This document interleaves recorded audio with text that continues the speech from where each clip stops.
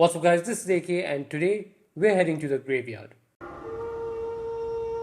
No, not that graveyard, Google's graveyard where a lot of Google products, both well loved and well hated, peacefully rest. Some of these will surely evoke some old memories like Google Hangouts. I remember using it to talk to my friends before I even had a proper phone. So let's take a look at some iconic Google projects and experiments which Google pulled the plug on.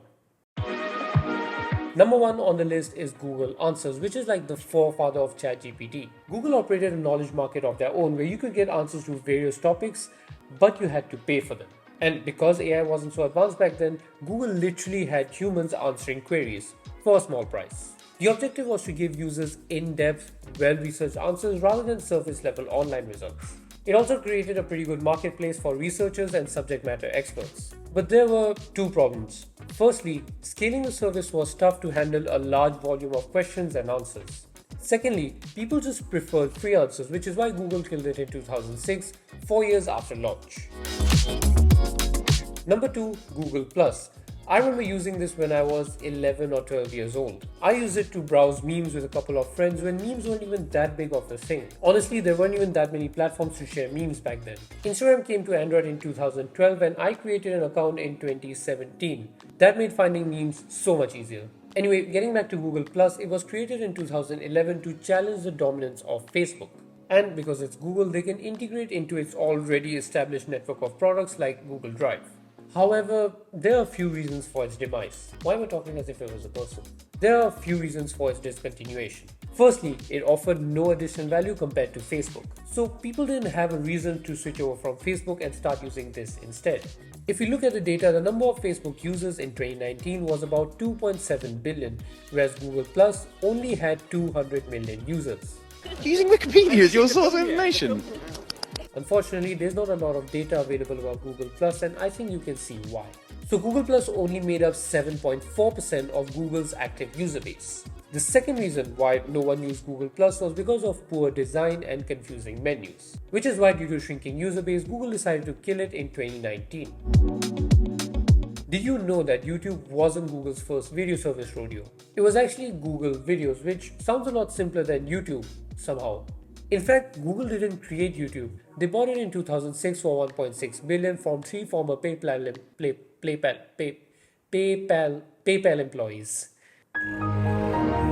The idea behind Google Videos was almost the same as YouTube back then. People could upload standard definition videos which were about 10 to 12 minutes long and the file size couldn't exceed 100 megabytes.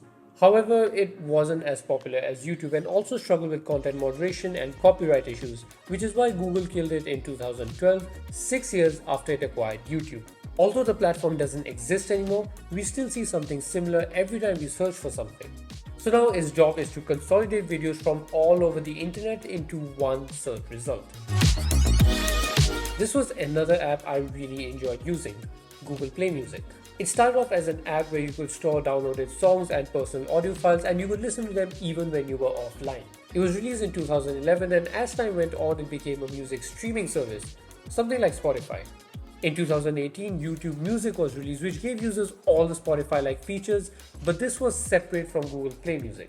Google realized that they were paying twice the amount of money to distribute music because they were offering it on two different platforms, which is why they killed Play Music in 2020, which came as a bit of a shock because I was still using the app. This was yet another app which I use on a daily basis. This app was launched in 2018 and was meant to compete head-to-head with Apple Podcasts and Spotify. In fact, I switched from Apple Podcasts to Google Podcasts because I just like the overall experience better. Apple would probably hate hearing this, but the interface was so streamlined and simple to use. The reason for its downfall was, once again, failing to gain traction because the library was rather limited. Also, the app lacked some features and wasn't getting updated promptly, which is why Google merged it with YouTube Music and killed the app just last year in April. So I switched to Spotify. Next up on the list is Stadia, which was quite a promising idea. How Stadia worked was that instead of downloading games and running them on your PC, you could simply stream it. One major benefit of this is that you wouldn't require a powerful PC to run these games because all the processing would be done on Google's servers. You could either purchase individual games or get a pro subscription for additional benefits.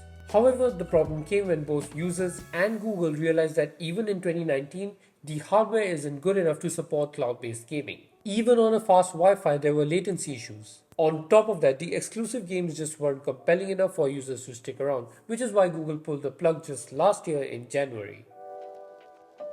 Finally, on the list we have a piece of hardware, Google Glass. This is probably the most futuristic product that Google has made. Right now, what we see are AR and VR headsets like these, the Apple Vision Pro and the Meta Quest 3. Big, bulky devices which, although are amazing, you can't keep them on for very long. This, the Google Glass, is the final aim, something that's light and can be worn everywhere. So you can imagine how ahead of its time these glasses were when they launched in 2013. Frankly, this feels like having your own personal Edith from Spider-Man. Initiating strike.